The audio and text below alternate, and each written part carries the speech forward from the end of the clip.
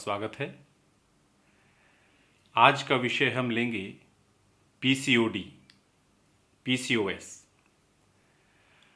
और आज के इस विषय के लिए विशेष आग्रह हमारे पास पहुंचा पानीपत हरियाणा से केमिस्ट्री के एक बहुत एक्सपर्ट, जिसे कई विदुषी कहें, सुरेखा जी, पानीपत क्षेत्र में जिन्होंने हज़ारों बालकों को मेडिकल फील्ड में जाने के लिए, इंजीनियरिंग अच्छे लेवल पे एडमिशन के लिए बहुत हेल्प की है।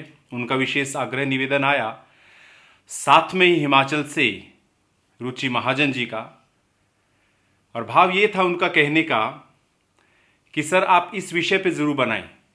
पीसीओडी, पीसीओएस, वेट बढ़ रहा है और कहते बालिकाओं में बहुत बड़ी समस्या है, लेडीज़ में, महिलाओं में बहुत बड़ी समस्या है और वास्तव में यथार्थ है।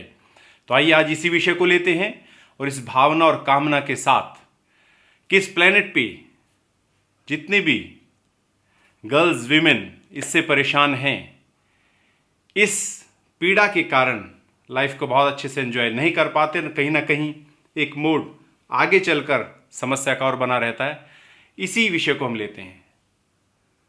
Polycystic ovarian syndrome, polycystic ovarian disease. वास्तव में प्रकृति ने, ईश्वर ने एक बहुत सरल सा एक सिद्धांत, एक व्यवस्था दी है। एक नारी जिसे माता का नाम दिया जाता है, और आंध्र प्रदेश में तो जब घर में कन्या होती है तो उसे अम्मा कहा जाता है। तो एक इतना सात्विक स्थान, और जिसमें एक बहुत सा सरल सा, सहज सा इस सृष्टि संतति आगे बढ़े, एक ईश्वरी व्यवस्था में एक प्रक्रिया जिसे कहते मासिक धर्म। तो मासिक धर्म संतुलित है, हॉर्मोन्स का लेवल स्वस्थ है, तो कहीं भी कोई समस्या नहीं, एक सहज सी प्रक्रिया है। लेकिन पीसीओडी में, पीसीओएस में, इसमें होता क्या है? हॉर्मोन्स का इम्बैलेंस हो जाता है। दोनों ओवरीज हैं, ऑल्टरनेट वे में एक एक एग का ओव्यूलेशन प्रति माह होता है। यदि हॉर्मोन्स इम्बैलेंस हो गए तो ये प्रक्रिया असंतुलित हो जाती है। बहुत सारे फॉलिकल्स डेवलप होने लग जाते हैं, मासिक धर्म रुक जाता है, डिले होने लग जाता है, किसी किसी केस में एक्सेसिव ब्लीडिंग होती है, और साथ में ही मेल हार्मोन एंड्रोजेंस वो हाई होने लग जाते हैं। जैसे ही असंतुलन हुआ तो अलग से फिजिकल सिम्टम्स आने लग जाते हैं। चेहरे पे हेयर ग्रोथ हो गया, हेयर फॉल होने लग गया, हेयर थिनिंग की स्थिति आती है, पिंपल्स होने लग जाते हैं, वेट बढ़ जाता है, मेहनत करने के बाद भी वेट नहीं जाता है। स्पेसिफिकली एब्डोमेन के रीजन पे, थाइस के लेवल पे, हिप्स के लेवल पे फैट्स का अक्यूमुलेशन ज़्यादा हो जाता है। और इससे भी बढ़कर आगे आने के समय पे, एक आयु के बाद जब गृहस्थ में आते हैं तो माँ बनने की संभावना वो बाधित हो जाती है, इनफर्टिलिटी की स्थिति बन जाती है। तो ये जो इम्बैलेंस, असंतुलन और कुछ भी तो नहीं है, तो इससे भयभीत होने की आवश्यकता नहीं है। यदि विषय को समझ पाएं और अपने में परिवर्तन ला पाएं तो इसे भी सहजता से दूर किया जा सकता है। हालांकि मॉडर्न मेडिकल साइंस कहती है कि इट्स नॉट क्योरेबल, लेकिन प्रकृति की शरण में आकर के इस सिद्धांतों को समझ करके कार्य किया जाए तो अधिकांश रोगों को स्वस्थ किया जा सकता है। तो संतुलन के लिए क्या करना होगा? 2 क्षेत्र पे कार्य करना होगा। नंबर 1, बॉडी का डिटॉक्सिफिकेशन। नंबर 2, पोषण सही से जाना और शरीर का संतुलन में लेके आना। शरीर पे आपको काम करना होगा, भोजन पे आपको काम करना होगा, मन पे आपको काम करना होगा, और सहजता के साथ इस समस्या से मुक्ति की राह पर कदम बढ़ाने होंगे। तो सीधा समाधान की ओर चलते हैं। प्रक्रिया यही रहेगी, फूड इज मेडिसिन, आहार ही औषधि है, भोजन ही दवा है। आहार पे विशेष आपको ध्यान देना रहेगा। और बहुत से नेचुरल ट्रीटमेंट जो विशेष लाभ देते हैं इस अवस्था के लिए, तो उसमें नेचुरोपैथी में एक ट्रीटमेंट इसे कहते हैं कटी स्नान, हिप बाथ। उसकी विधि होती है, एक टब में सामान्य मौसम के अनुसार ताज़ा पानी भर लिया जाए और उस टब में लगभग 15 से 20 मिनट के लिए शांति से बैठ जाएंगे। पानी लगभग नाभि डूब जाए, नाभि से 2-4 उंगल ऊपर तक होता तो और भी लाभकारी है। 15 से 20 मिनट ठंडे टब में बैठे, उसके बाद बाहर आने के बाद डायनेमिक एक्सरसाइज की तरफ बढ़ना है। यदि और कोई दिक्कत परेशानी नहीं है और शरीर अनुमति देता है तो आपको वर्कआउट को एक विशेष स्थान अपने रूटीन में देना होगा। कटी स्नान के बाद आप वॉक पे निकल जा सकते हैं, आप साइकिलिंग कर सकते हैं, आप एरोबिक्स कर सकते हैं। सूर्य नमस्कार सीख करके पूरी बॉडी के सिस्टम को बैलेंस करने वाला एक बहुत बढ़िया अभ्यास है, उसके साइकिल डायनेमिक मोड पे आप कर सकते हैं। आप डांस कर सकते हैं। कहने का मतलब ये, कटी स्नान के बाद वर्कआउट से शरीर में गर्मी आए, पसीना आए, पूरा का पूरा सिस्टम बैलेंस हो जाए, एक्टिवेट हो जाए। इससे हॉर्मोन्स बैलेंस होने में बहुत लाभ मिलता है। और यदि आप और कर सकते हैं तो खाली पेट एक बार सुबह ठंडे पानी में बैठें, एक बार सायकाल, खाली पेट का मतलब भोजन के लगभग 4 घंटे बाद।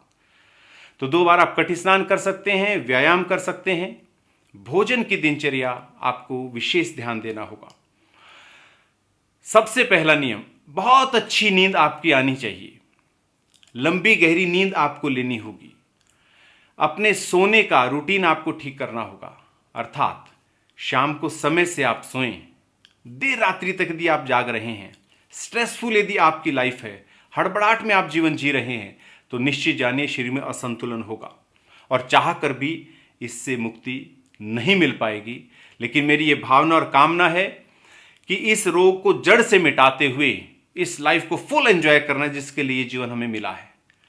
तो आपसे निवेदन प्रार्थना कर रहा हूं, सायकाल अर्थात रात्रि को समय से सोएं। प्रयास करें 10-11 बजे तक तो 100% आप सो ही जाएं, और उससे पहले आप सोते तो और बढ़िया है। लगभग 8 घंटे की, 7-8 घंटे की गहरी प्रगाढ़ निद्रा लेनी बहुत आवश्यक है।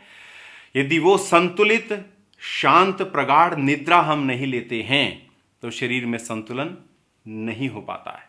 तो सुबह समय से उठें, उठ करके 1 गिलास पानी जरूर पिएं। प्यास अधिक है, ज़्यादा ले सकते हैं। प्यास बिल्कुल नहीं है तो भी 1 गिलास पानी अवश्य लेना है। आप फ्रेश हो गए, उसके बाद आप ठंडा कटी स्नान लेके वर्कआउट की तरफ बढ़ सकते हैं। तो पहली डाइट आपको लेनी है प्योर नेचुरल डाइट। आपको लेना रहेगा ग्रीन जूस। ग्रीन जूस का कॉम्बिनेशन आप क्या बनाएंगे? 2-3 देसी टमाटर आप लीजिए, कच्ची लौकी अथवा खीरा, उसका रस निकालना है, वो उसमें जूस के लिए आप डालिए।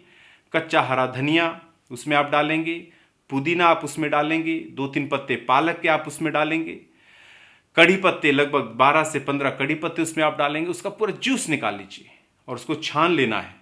छान करके उसमें 2 चम्मच एक्स्ट्रा वर्जिन ऑलिव ऑयल डालेंगे। साथ में उसमें आप नींबू निचोड़ सकते हैं, काली मिर्च का थोड़ा सा पाउडर डाल सकते हैं।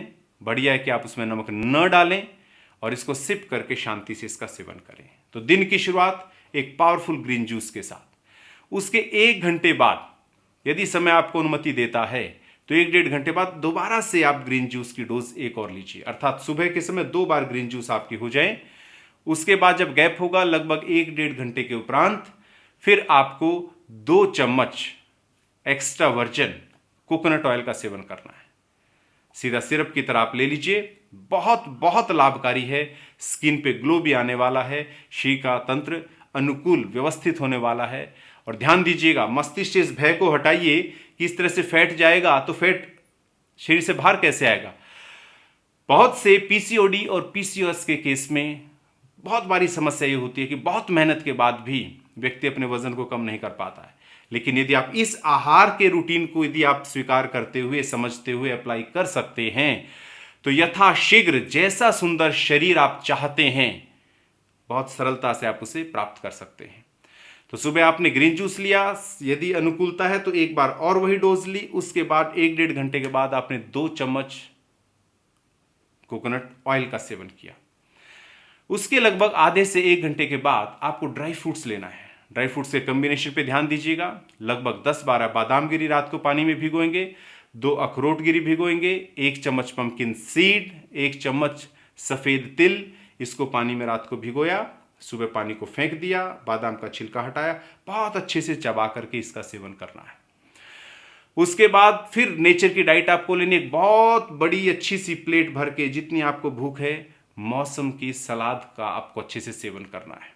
गाजर का मौसम है, बीटरूट यदि उस समय है, शलगम है, खीरा है, टमाटर है, प्याज लेते थोड़ा डाल सकते हैं, कच्चा हरा धनिया है, पालक है, सेलरी है, जो भी उस समय मौसम की सलाद है, अच्छी मात्रा में बहुत शांति से अच्छे से चबाते हुए उसका आपको सेवन करना रहेगा। और बेहतर है कि उस पर भी कुछ काला मिर्च का पाउडर डालिए, 2 चम्मच एक्स्ट्रा वर्जिन ऑलिव ऑयल को ड्रेसिंग के रूप में उस पर डाल लीजिए, खूब चबाकर उसका सेवन करें। सैलेड के लगभग 1.5-2 घंटे बाद अब आप अन्न ले सकते हैं, अर्थात सुबह से अब तक आपने प्योर नेचर को बॉडी में भीतर भेजा है ताकि बॉडी डिटॉक्सिफाई हो, बहुत सारा न्यूट्रिशन बॉडी को मिले, तेज गति से सारा सिस्टम बैलेंस होने की तरफ बढ़ चले। भोजन में भी आपको विशेष ध्यान देना रहेगा। भोजन में जैसे ही भोजन की प्लेट आई तो उसमें 1/4 पार्ट फिर से सलाद का सेवन करेंगे, टमाटर है, प्याज है, खीरा, वो आप ले लेंगे। साथ में आप दाल ले सकते हैं, ग्रीन वेजिटेबल्स ले सकते हैं, और उसमें अलग से एक्स्ट्रा 1 से 2 चम्मच देसी गाय का देसी घी, फिर से रिपीट कर रहा हूं, गाय का घी नहीं, देसी गाय जिसे A2 मिल्क कहते हैं, उसका देसी घी 2 चम्मच इसमें जरूर डालिए। साथ में हरी ताजा मौसम की चटनी आप बनाइए, और अन्न सीधा फिक्स करेंगे, आपको चने के आटे की रोटी लेनी रहेगी। चने के आटे की रोटी पे आप कुछ समय रहने का प्रयास कीजिए। हाँ, उसको सॉफ्ट करने के लिए, उसका बल बढ़ाने के लिए ग्रीन लीफी वेजिटेबल्स साथ में आप उसमें पेस्ट बनाकर डाल सकते हैं, और इसका अच्छे से भूख अनुसार भरपेट इसको लीजिए। भूखे रहने से वजन कम नहीं होता, और भूखे रहकर वजन कम करना वो भी स्वास्थ्य नहीं होता। तो भूख अनुसार भरपेट आप भोजन अवश्य लेंगे। भोजन के साथ पानी नहीं पीना है। भोजन के 4 घंटे तक बॉडी में केवल पानी जाएगा और कुछ नहीं, अर्थात 1 घंटे बाद आप पानी ले सकते, फिर पानी, फिर पानी, फिर पानी, अर्थात लगभग 4 घंटे तक अब जो आपने लिया है उसको अच्छे से पचने का अवसर दिया जाए। इसमें एक चीज़ और जोड़ लेंगे, जो आप लंच में ये अन्न लेंगे तो उससे 5 से 10 मिनट पहले आपको 1 कप पानी में 1 चम्मच सेब का सिरका, एप्पल साइडर विनेगर डालना है, आधे से 1 नींबू उसमें निचोड़ लेना है, थोड़ा सा उसमें काली मिर्च का पाउडर मिला लेना है। इसको मिला करके भोजन से लगभग 5 से 10 मिनट पहले उसका आराम से सेवन करें, उसके बाद आप भोजन कीजिए। पाचन बढ़िया होने वाला है, पोषक तत्व अधिक शरीर सोख पाएगा, भोजन बढ़िया से पचेगा, शरीर जल्दी से संतुलित अवस्था में लौटेगा। शाम के समय पुनः आपको ड्राई फ्रूट्स लेना है। जो डोज सुबह के समय आपने ड्राई फ्रूट्स के लिए, अर्थात 10-12 बादाम गिरी, 2 अखरोट गिरी, 1 चम्मच पंपकिन सीड, 1 चम्मच सफेद तिल सुबह पानी में भिगोएंगे, शाम के समय फिर उसको आप लेंगे। उसके 1 घंटे बाद फिर आप डिनर कर सकते हैं। प्रयास कीजिए रात का भोजन बहुत देर से न लें। बहुत बढ़िया है, 7-7:30 बजे तक आप भोजन ले लेते हैं। भोजन वही रहेगा जैसे आपने दोपहर के समय लिया है, या उसके स्थान पे आप जौ का दलिया ले सकते हैं, ओट्स का दलिया ले सकते हैं, मिलेट्स का दलिया ले सकते हैं, लेकिन सब्जियों वाला नमकीन दलिया आप लेंगे। 4 घंटे तक अब कुछ लेना ही नहीं, तो कहने का मतलब उसके बाद अब कोई और डाइट नहीं जाएगी। यदि आपको ऐसा लगता है कि मेरा पेट बहुत अच्छे से साफ नहीं होता है, कब्ज आदि रहता है, गैस्ट्रिक बनता है, आंतें खुल के साफ नहीं होती हैं, तो लगभग सप्ताह 10 दिन के लिए रात को सोते समय आपको अमलतास का काढ़ा ले लेना चाहिए। अमलतास की फली पंसारी से मिलेगी, ब्लैक काली स्टिक होती है, उसमें कुछ ब्लैक जेल और साथ में कुछ बीज होते हैं, तो उसको मंगा लीजिए, और आपकी उंगली जो बड़ी उंगली है उतना पीस तोड़िए, हल्का सा क्रश कीजिए, 4 कप पानी में उसको डाल लीजिए, और इतनी देर उसे पकाना है कि वो घट करके 1 कप रह जाए काढ़ा। ठंडा होने दीजिए, हल्का जब कोसा रह जाए तो उसे छान करके रात को सोते समय उसका सेवन कीजिए, लेकिन मात्र सप्ताह 10 दिन तक, उसके बाद इसे छोड़ देंगे। बाकी भोजन का रूटीन अच्छा है कि आप इसी तरह से लें तो बहुत विशेष लाभ आपको मिलने वाला है। तो आहार ही औषधि है, भोजन ही दवा है। वास्तव में एक चीज का और ध्यान दीजिएगा कि हार्मोन्स का इंबैलेंस है, और ऐसी अवस्था में क्या है, शरीर में 2-3 मेन कारण इससे होते हैं। या तो इंसुलिन रेजिस्टेंस की अवस्था भीतर बनी हुई है, वो भी एक असंतुलन है। एंड्रोजेंस का लेवल, जो मेल हार्मोन्स है, वो हाई हो गया है, वो भी शरीर में एक असंतुलन है। स्ट्रेस लाइफ में बहुत अधिक है, वहां से एंडोक्राइन ग्लैंड्स इंबैलेंस हो गई, वो भी एक असंतुलन है। तो आपको आहार पे परिवर्तन करने के साथ साथ मन पे भी कार्य करना होगा। मन आपका प्रसन्न रहे, जिस कार्य में आपको आनंद आता है, यदि आपको खेलने में आनंद आता है तो किसी गेम के साथ आप जुड़ जाइए, और जिस समय आप खेलते हैं तो उसमें डूब जाइए, वो आनंद की अनुभूति पूरे अच्छे से लीजिए। आपको डांस पसंद है, झूम करके आप डांस कीजिए, खेलिए, कूदिए, घूमिए, उछलिए। स्विमिंग बहुत बढ़िया है यदि आप पसंद करते हैं। कहने का मतलब ये कि आपको वर्कआउट की तरफ बॉडी को लेना होगा, और उस वर्कआउट का उद्देश्य है कि मन से आप तरोताजा हो जाएं, शरीर में जो असंतुलन है, हार्मोन्स का इंबैलेंस है, वो संतुलित अवस्था में हो जाए। कटी स्नान लेंगे, एक्सरसाइज करेंगे, भोजन नेचुरल करेंगे, मन को प्रसन्न रखेंगे और उत्साह के साथ, उमंग के साथ, एक निश्चिंतता के साथ इस अभ्यास को जरूर करें। और एक चीज और आपसे मैं साझा करना चाहता हूं, बहुत बार ऐसी अवस्था में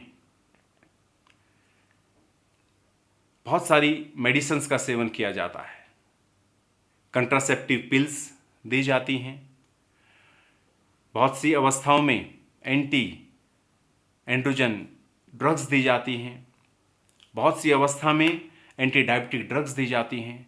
तो वो बहुत बार ऐसा लगता है कि कुछ पैरामीटर्स ठीक हो रहे हैं, लेकिन निश्चित जानिए शरीर के भीतर संतुलन होने की बजाय और अधिक असंतुलन बनता है। और जिनके जीवन में इस ढंग से ड्रग्स का सेवन किया हुआ है, तो निश्चित जानिए उनको स्वस्थ होने में थोड़ा अधिक समय लगने वाला है।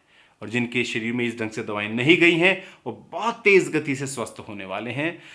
तो निराश नहीं होना, हताश नहीं होना, एक विश्वास के साथ, उत्साह के साथ, उमंग के साथ, जोश के साथ दिनचर्या को स्वस्थ कीजिए, प्रकृति की शरण में आप लौटिए, स्वस्थ जीवन शैली को अपनाइए और प्रसन्न होते हुए, आनंद होते हुए यथाशीघ्र स्वस्थ हो जाइए। यही निवेदन है, यही प्रार्थना है और यही शुभकामना।